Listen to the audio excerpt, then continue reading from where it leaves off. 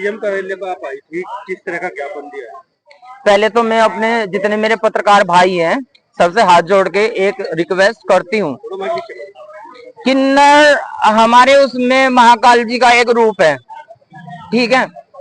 अभी कुछ उनको बोलते हैं कि ये नकली किन्नर, मुझे सोच के रोना भी आता है इस चीज पे ना, क्योंकि कहीं ना कहीं हमारी भी छवि खराब हो रही है उसके अंदर ना।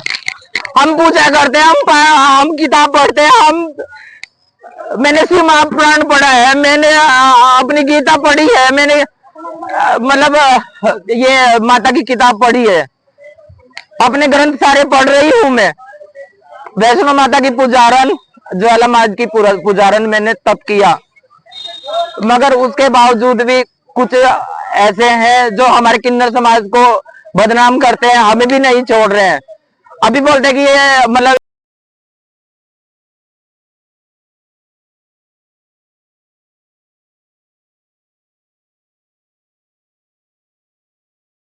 तुम्हारा गलत किया तो हमें बताओ, अगर पिछले जन्म में भी कुछ गलत हुआ तो हम इस जन्म में तुम्हारा ठीक करके देंगे।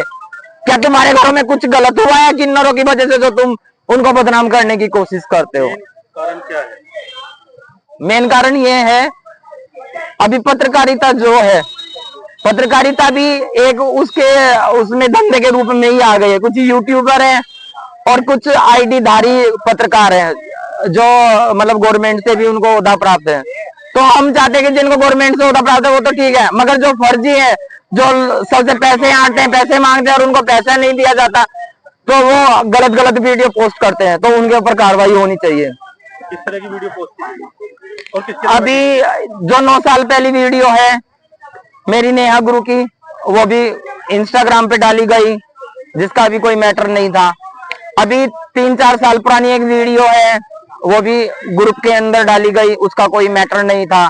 मेरे पास में एक फोन आता है देहरादून से, मैंने वहां थाने में फोन किया, थाने में फोन करने के बाद में मुझे उधर से रजनी किन्नर का फोन आता है धमकी भरा। मैंने अपने ट्विटर पे पोस्ट किया उसकी ऑडियो पोस्ट करने के बाद में संजय कटारिया मेरे ट्विटर से जुड़े हुए हैं, उन्होंने मेरा वहां से वो लिंक लिया और उन्होंने अपने इंस्टा पे डाला और बोलते हैं उसमें कि मुजफ्फरनगर की किन्नर को सुनाई खरी खरी। अब एक बार बताइए, मैं लखनऊ जाती हूँ, मैं दिल्ली जाती हूँ, मैं महिलाओं के काम करती हूँ जो परेशान है, मेरे पूरे खादर को देखती हूँ, पुरखा जी को देखती हूँ, मेरे मुजफ्फरनगर को देखती हूँ, सब जब मुझे जानते हैं कि मैं कितनी सेवा करती हूँ, समाज सेवा करती हूँ, तो वो भी नहीं देखते कोई। उसके बाद में भी हम सोचते हैं कि इनको बदनाम करो, इनका वो होगा, कर लो बदनाम, क्या होगा? कोई नहीं देगा। मेरा तो वो है ऊपर वाला जिसकी हम पूजा करते हैं, जिसने हमें पैदा किया, वो देगा। क्या हुआ? आज आपने ज्ञापन दिया है, ज्ञापन में किस तरह की अपनी मांग रखी है? इनके लिए कार्रवाई की जाए, ये मांग रखते हैं हमने।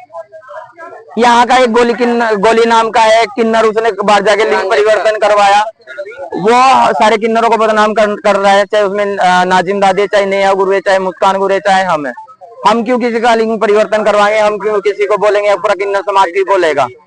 अभी कोई नॉर्मल लड़का है, अगर वो लड़का है, लड़के की तरह बात करता है, कोई उनको कपड़े कैसे पहना सकता है? नहीं पहना सकता।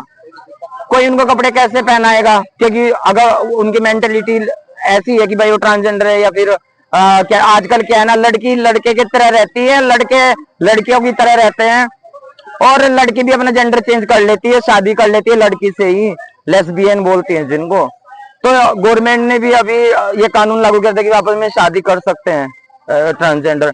तो फिर इसमें किन्नर समाज को धूमिल क्यों किया जा रहा है? ऐसा नहीं होना चाहिए। अगर कोई करता है तो उसके ऊपर कार्रवाई हो। आगे इस तरह की अगर बदनाम करने का होती है तो किस तरह का कदम उठाएगा आप? मैं सुप्रीम कोर्ट में रिट डालूंगी, लास्ट ऑप्शन। वैसे मेरा मुजफ्फरनगर प्रशासन बहुत अच्छा है, हर बात की जांच परख करता है। हम ये कहते हैं कि उसमें जांच हो, और जो वो धमकी दे रहा है कि भाई मेरे मुंह में गाय दे देंगे, मेरे मुंह में वो कुछ बोल रहा है, तो ऐसा कुछ भी नहीं होता।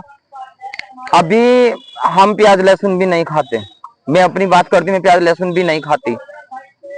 आज मैं सुबह से भूखी हूँ, मुझे चक्कर आया, मैं गिर भी गई, अभी भी मेरा बीपी लो है। मगर क्यों? मैं ये चाहती हूँ कि मेरे मुजफ्फरनगर में किन्नरों की छवि धूमिल ना हो। मेरे पास में कोई भी आता है आशीर्वाद लेने के लिए, हम आशीर्वाद भी देते हैं, ऐसा नहीं कि नहीं।